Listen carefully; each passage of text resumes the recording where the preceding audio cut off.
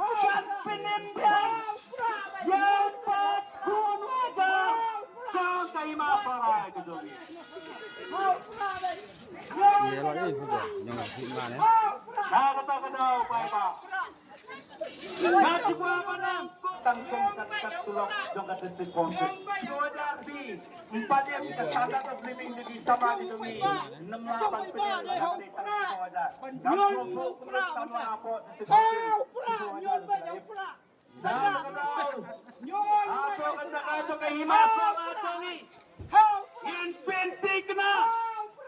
Bahkan sisial dan penimbang yang patun wajah jangan terima para kejogi. Iya lah ini sudah jangan gimana ya. Nah kata kedau pak. Nah coba